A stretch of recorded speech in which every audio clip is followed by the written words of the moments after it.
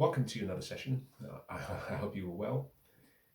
In today's session, I would like to continue from where I ended previously, in which I covered the topic of mitochondria and how it plays a role in our well-being, and more importantly, how it plays a huge but unappreciated role with regards to depression.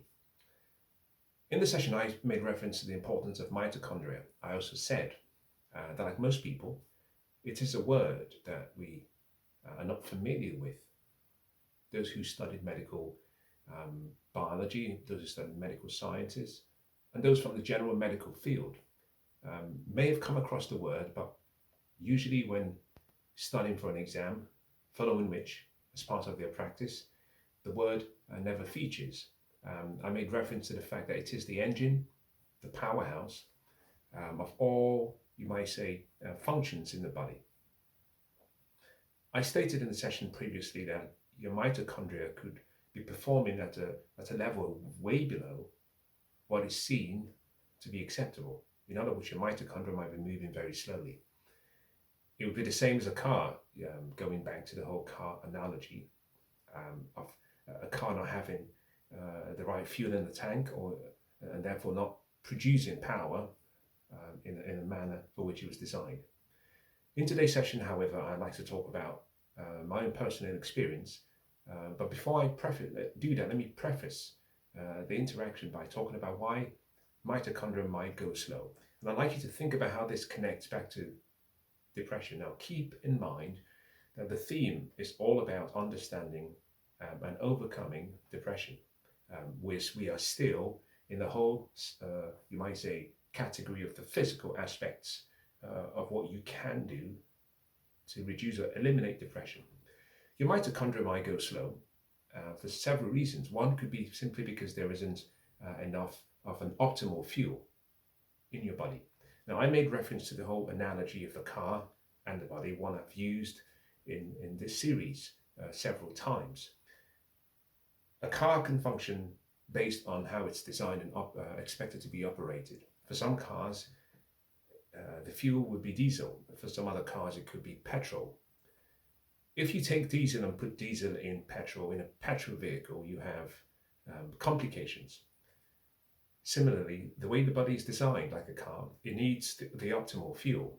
If you insert or if you continue to give the body over many years, the fuel system, which is purely what you eat, your diet, over many years, you find actually the body's not operating or functioning in an optimal state. So your mitochondria could be going slow as a byproduct of not having the optimal fuel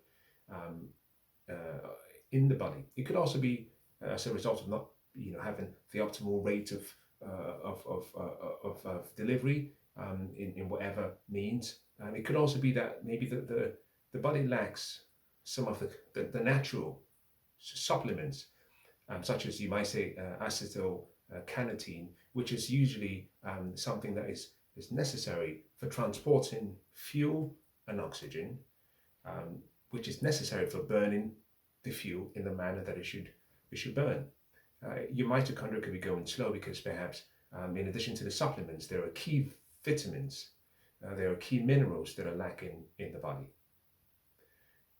You could also have issues with regards to maybe blockage in your body with regards to toxins. And in the session I covered previously, I made reference to immunoproteins. Now, all of these, in addition to perhaps having a faulty control mechanism, could be one of many reasons why your mitochondria could be going slow.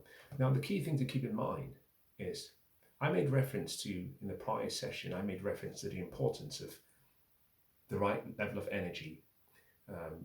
And in many ways, the sessions that have preceded this one, I made reference to energy delivery, energy production, energy delivery, and energy use. And getting that balance right is really key. In any case, there's an important part which I think most people might be interested in. I would hope you are interested in, which is we are born, we grow at a fast pace within a certain age group. We start to slow down in our growth. We get to an age of maturity, and then we start to die, we start to age.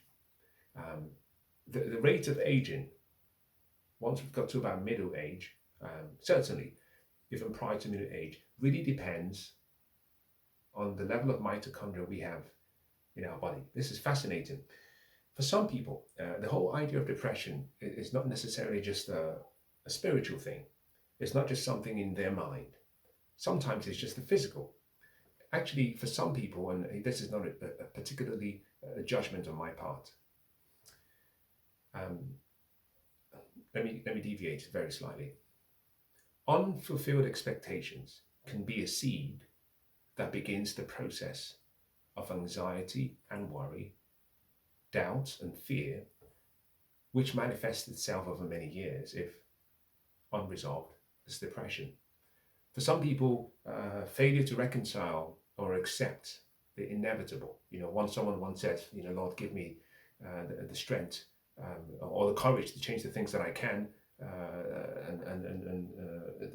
I'm messing it up now, but I think give me the strength to change the things that I can, the courage to know the difference. I don't really care, but you get the point. The point being, in life, think about Venn diagram. There are things that matter, and there are things that we can control. If you can find the intersection between both, that's your sweet spot. You focus on things that you can control, but also things that matter.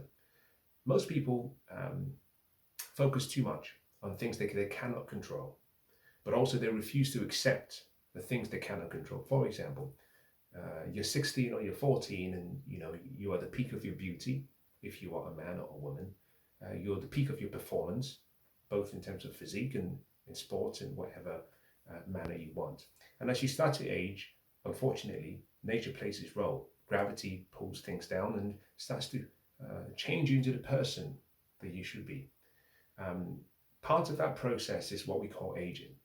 I use the example when I talk about intersexual dynamics of, for women, going from maiden to motherhood to matriarchy. And the struggle for most women is letting go of the maiden stage, and even if you choose not to be a mother, accepting the role of a mother, the person who starts to look out for others and not just focus on yourself, and hopefully at some point you move into a matriarchy, where you start to become the one who looks after and advises other people. To play that role really well, you have to be accepting of the aging process. For men, this is where you see what we call the Peter Pan syndrome. Boys who want to remain as boys, or men who want to remain as boys, and they still behave as they did in their 20s, though they are 40. And as they get to a 60, there is still no maturity. They're refusing to move from that whole phase of being a young man to being a father, to being patriarchy. Whenever we struggle against what is inevitable, we suffer. Emotionally, physically, psychologically, spiritually. Aging, however, is a process that can be slowed down.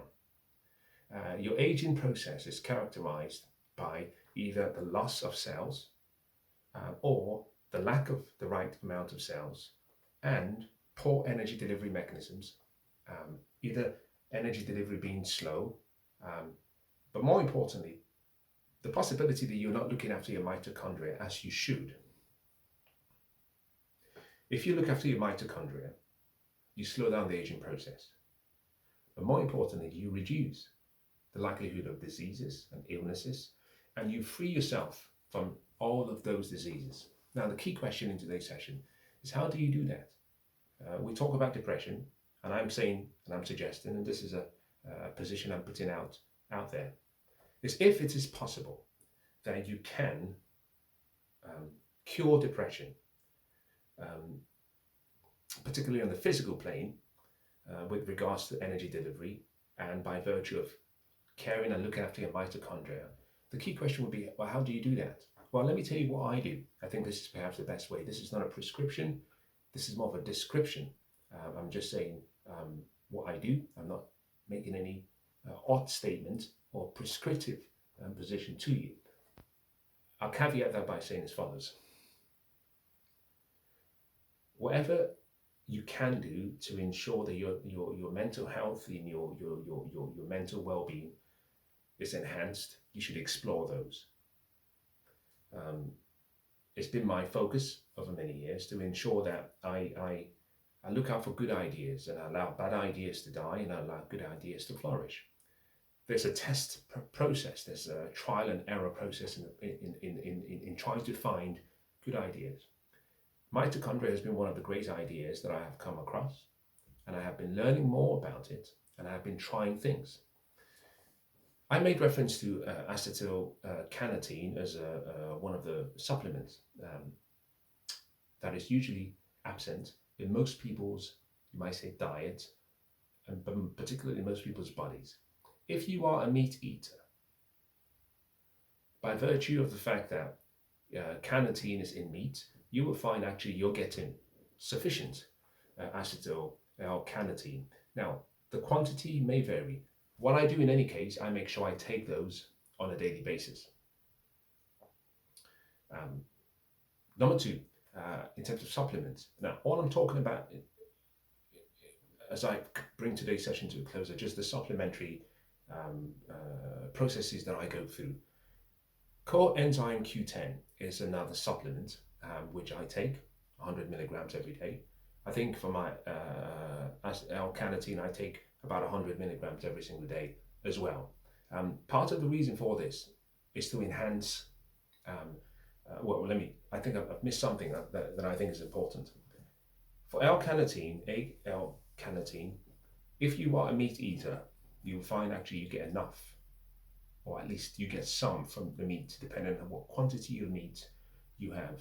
Vegetarians, unfortunately, by virtue of the fact that they do not eat meat, tend to have lower levels of acetyl-L-carnitine, which means they have to supplement, hence the reference to what I take usually. I think mine is about 100 milligrams every day. I have to check, I could be wrong with this. But the key thing is to make sure that you're supplementing to ensure you have the highest possibility and probability that your mitochondria will function at the right level. Now, coenzyme Q10 is another supplement. I take that at roughly about 100 milligrams every single day. Again, this is so I can ensure that my mitochondrial level is at the optimal state. Now, in taking coenzyme Q10, I have to admit that there is an advantage of ensuring that in order for the body to absorb coenzyme Q10 as it should, you need to take it with a fat-rich diet for absorption. Now, for those who perhaps have pathologies and those who have general, you might say, heart conditions, heart issues, etc., you might have to increase your dosage by 100%. In other words, I take 100 milligrams, you might have to go up to about 200 milligrams. Again, this is not prescriptions for you. I'm just giving you an idea about things. Let that idea spark something in your mind. Niacinamide is another one which I take daily, 150 or 1,500 milligrams.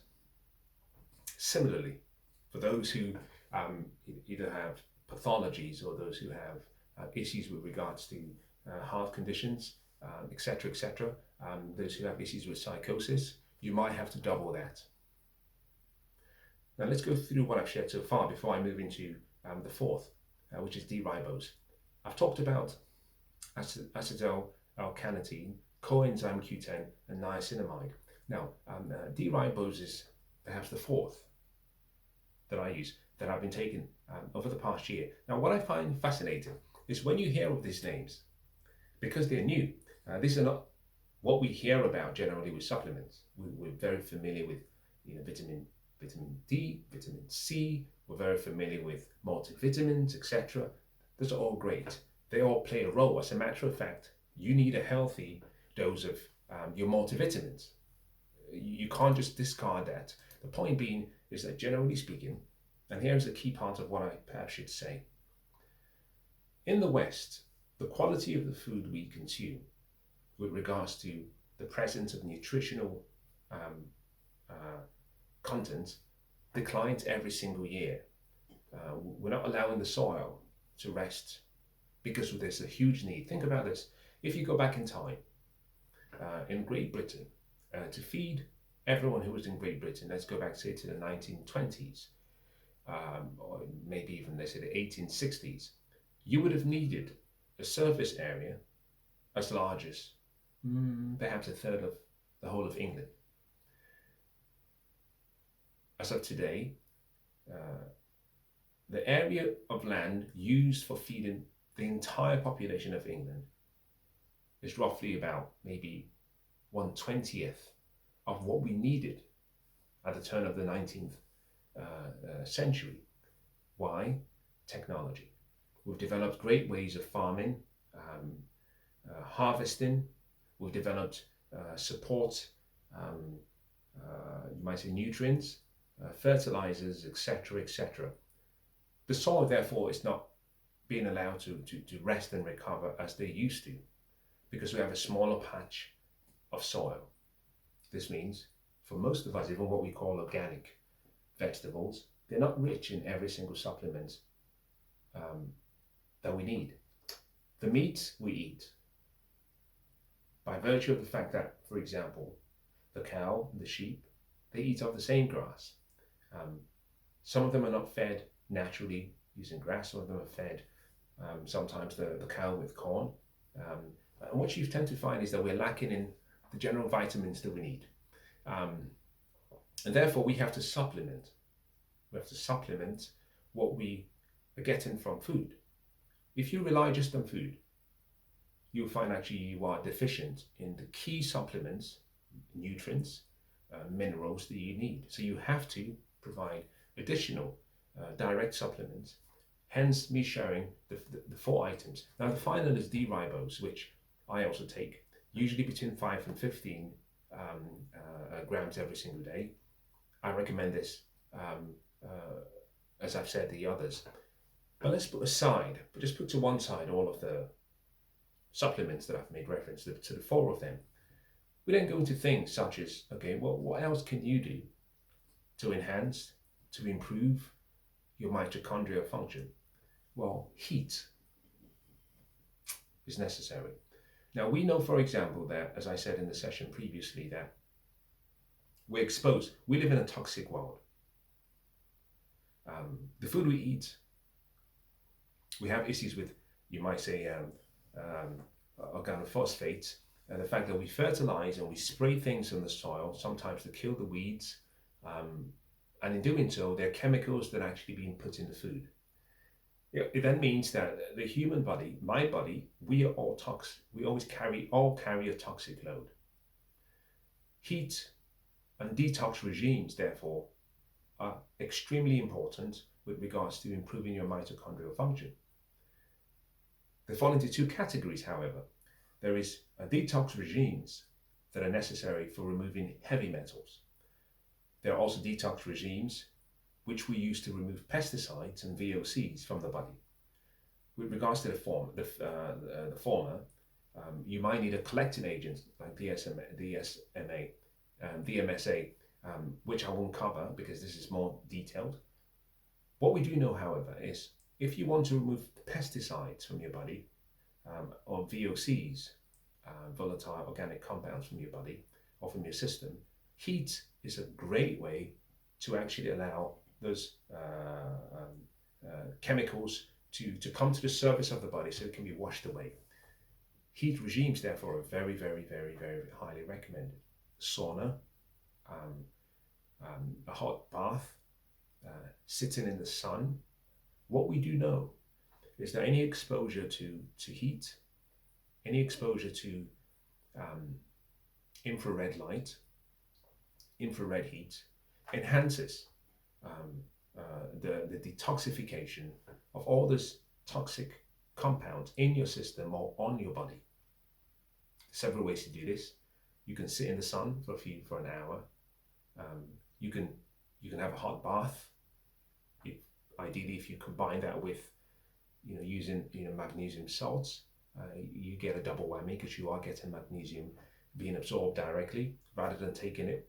Although taking it is just fine, but the heat allows you to sweat, and by sweating, you release some of those chemicals, and if you wash them out, you wash those out from your system. And what we do know is, in addition to heat being a useful way of detoxifying your body, we also know that the sun infrared light and infrared, any form of infrared radiation, then creates what we call this exclusion zone water.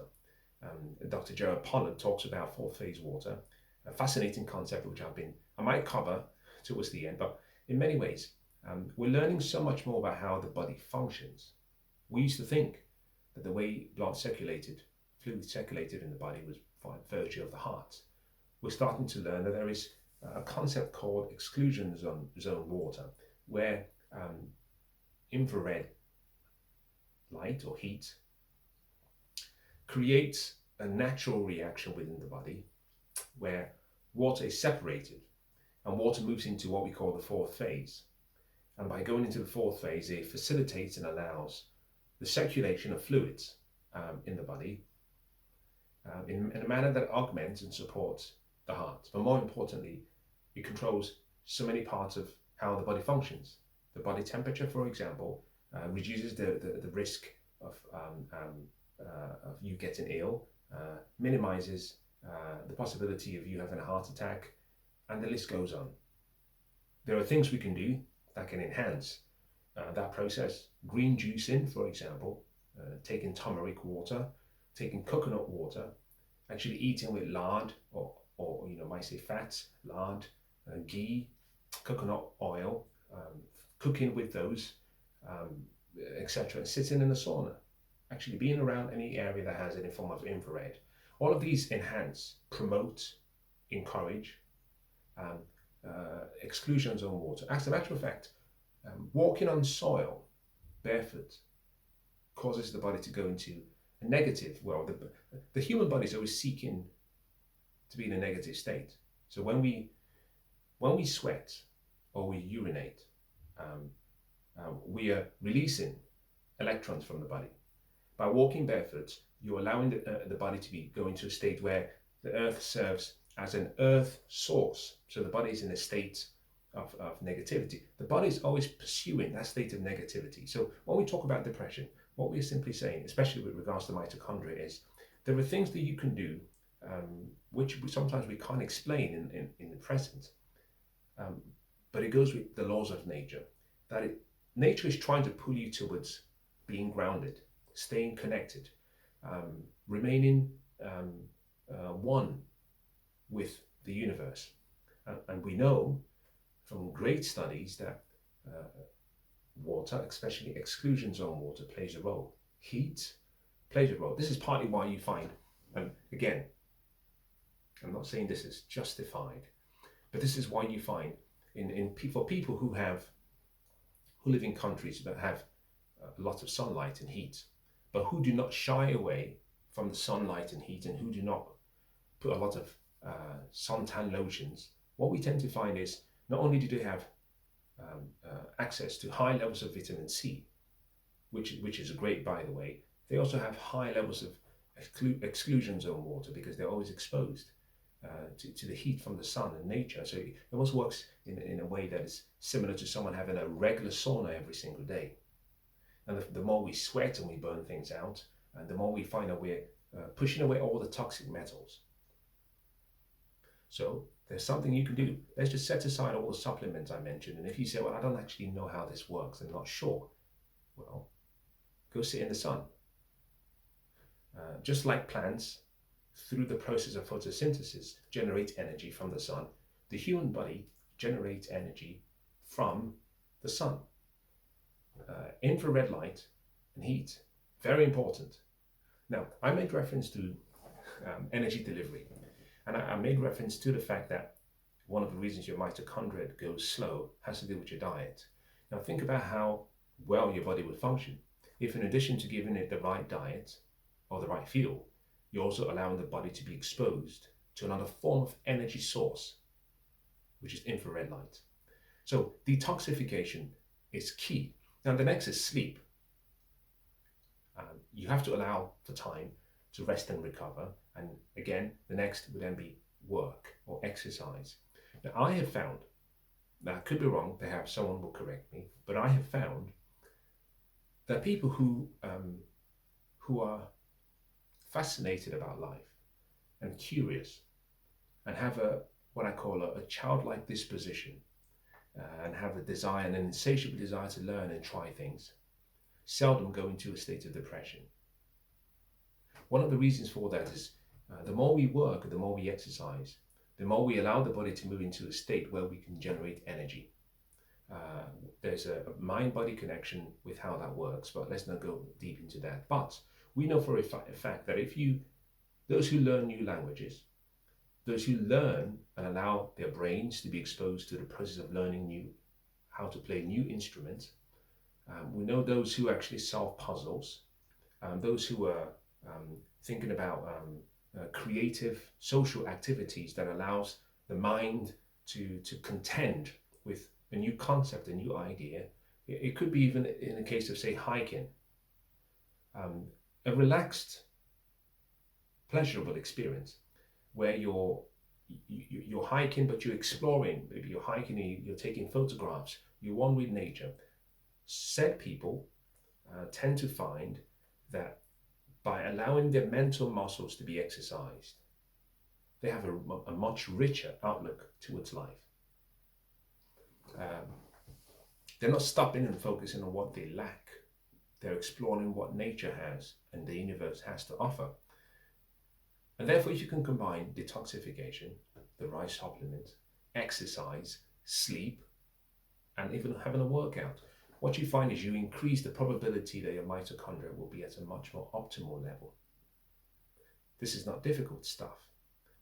The question is, how is it possible that most people, myself included, up until a short while ago, we never understood how mitochondria works. Even the word and the name itself is difficult to pronounce. Sometimes I have to stop and think carefully. It's like, well, is there a D? Is there an R? The point being, it's never too late to start. It's never too late to try a new idea. For those who might be suffering with regards to anxiety and depression, mental health issues, let me leave you with, as a parting statement in today's session, let me leave you with the following. If your way hasn't worked, or if your way isn't working, why don't you try something new? I'm always a fan, and always have been a fan of risk control and understanding that sometimes in assessing risks, one, you have to understand risk, then you have to control and manage risks, but you still have to take risks. You can't avoid, risk avoidance is not part of life. You have to take risks. And therefore, in understanding and taking risks, there are certain times where you have to study asymmetry in risk taking and focus on where you have an asymmetric benefit.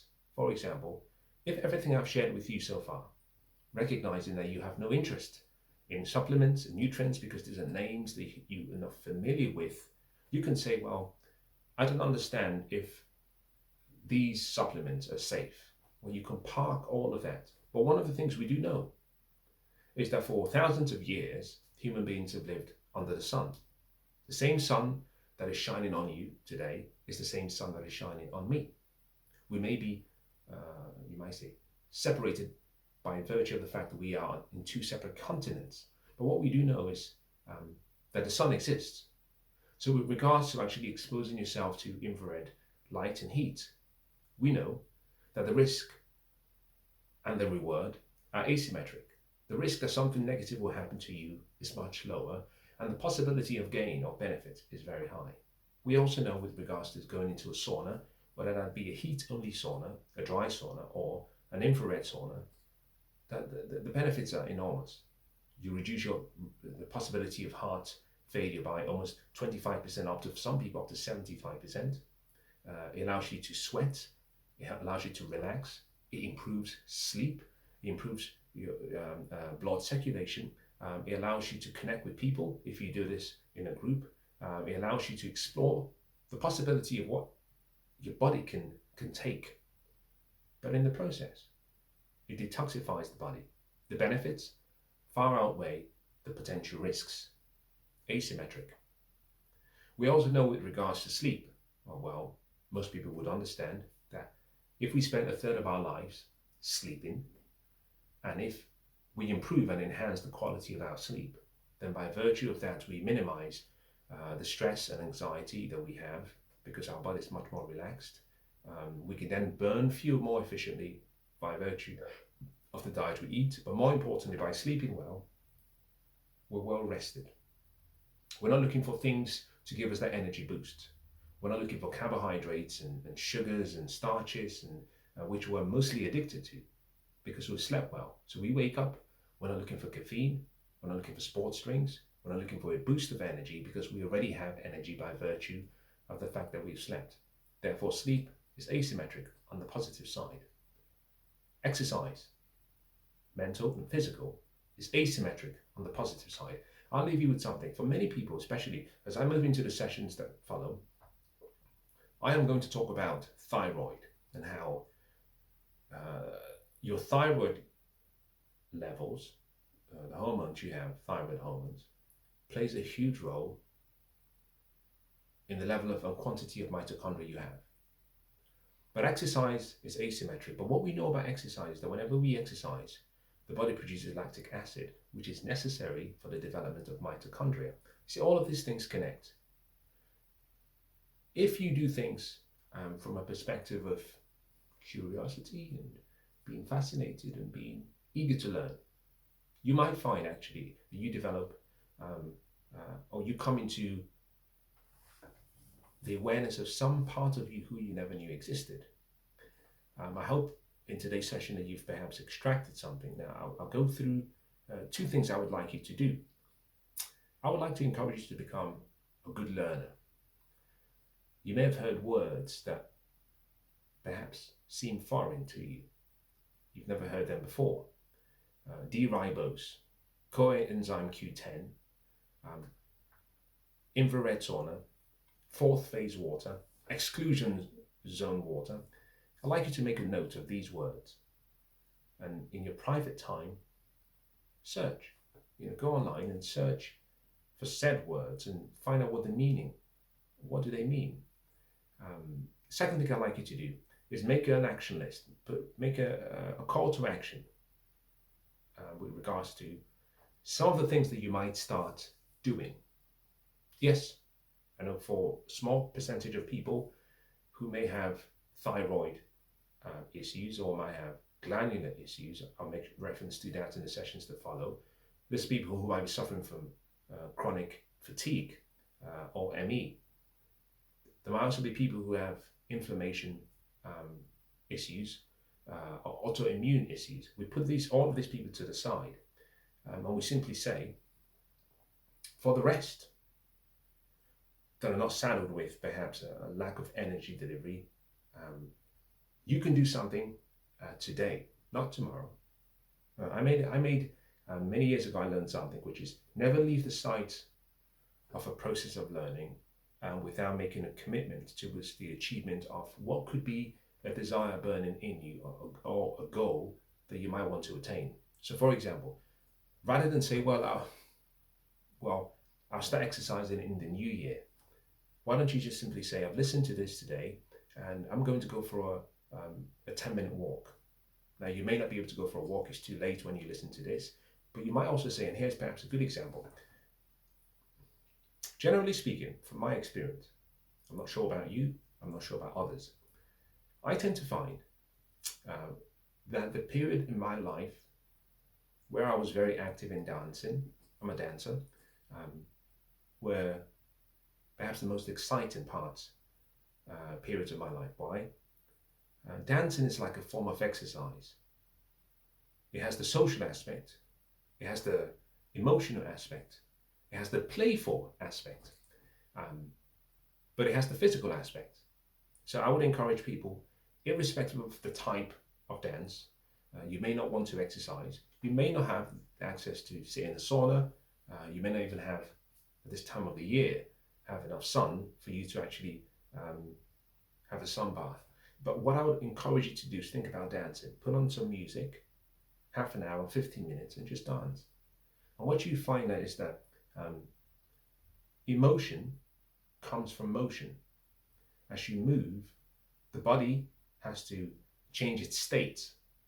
And the body has to adapt to the call to action you've given the body. And so suddenly you might find you're dancing to a song you like, in a group, by yourself, and something happens.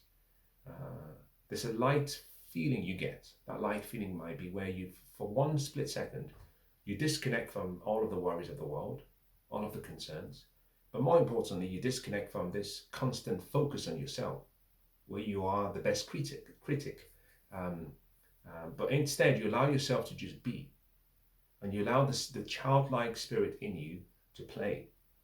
Play increases mitochondria development. It's partly why some of the great writers of antiquity says, well, you cannot come into the kingdom of heaven except you are like a child. In other words, you have to be open to learning and life and playfulness, and learn not to take life too seriously. Those who suffer from depression, those who suffer from anxiety, those who suffer from mental fatigue and mental health crisis, it is my position that most of them are taking life too seriously. Now, life is serious, but you can still take life with the grace that it gives you, and with some level of decorum that doesn't place undue pressure on yourself, recognizing, and I have to share this, perhaps this might be a great time. I haven't looked at this for a while. Let me see if I can. It's a poem by. It's a poem called D16, if I'm right.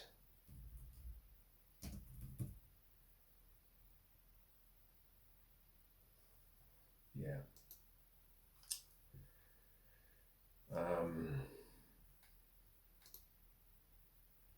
It's a poem by Max Ehrmann.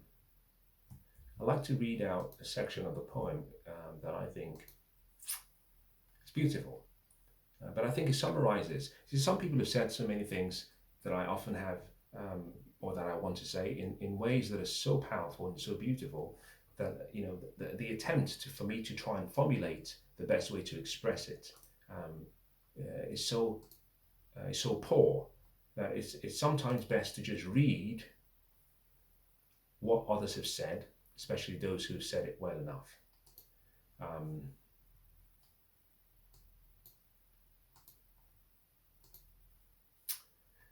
Just give me a second.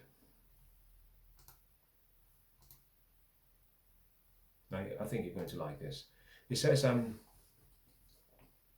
this is a poem by Max the Sea Director.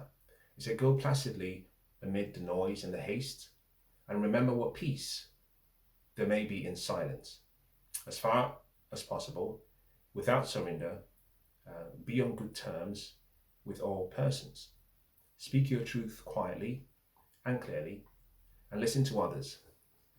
Even the dull and the ignorant, they have a story. They too have their story. Avoid loud and aggressive persons. They are vexations to the spirit. If you compare yourselves with others, you may become vain or bitter, for always there will be greater or lesser persons than yourself. Enjoy your achievements as well as your plans. Keep interested in your own career, however humble. It is a real possession in the changing fortunes of time. Now exercise caution in your business affairs, for the world is full of trickery. But let this not blind you to what virtue there is. Many people strive for higher ideals, and everywhere life is full of heroism. And I start to come into the sections of the poem that I love. Be yourself. Especially do not feign affection. Neither be cynical about love, for in the face of all aridity and disenchantment, it is a perennial as the grass. Take kindly to the counsel of the years. Gracefully surrender to the things of youth. Remember what I said about moving from stages? Gracefully surrender to the things of youth. Nurture strength of spirit to shield you in sudden misfortune. But do not distress yourself with dark imaginings. Many fears are born of fatigue and loneliness. I just talked about dancing. Get out there, connect with people. Stop being on your own. Beyond the wholesome discipline, be gentle with yourself. My favorite. You are a child of the universe, no less than the trees and the stars. You have every right to be here. And whether or not it is clear to you, no doubt the universe is unfolding as it should. Therefore, be at peace with God, whatever you conceive him to be, and whatever your labors and inspirations, in the noisy confusion of life, keep peace in your soul. With all its sham, drudgery, and broken dreams, it is still a beautiful world. Be cheerful, strive to be happy. Wonderful poet. And as I close today's session, let me just invite you to find peace, but be open to learning. I hope today's session has been useful.